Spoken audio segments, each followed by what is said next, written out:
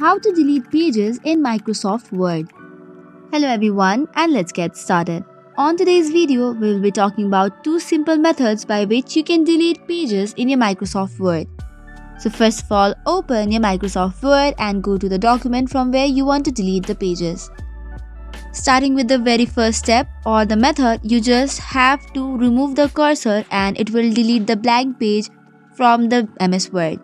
However, you cannot do the same process if it already has some of the contents.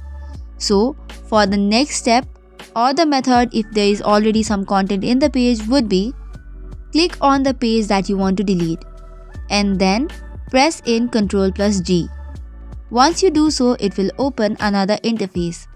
From here, select page, then after in the text box write in /page and then close it.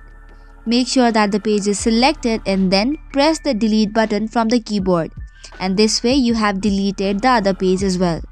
So these are the two processes that you can apply to delete any pages.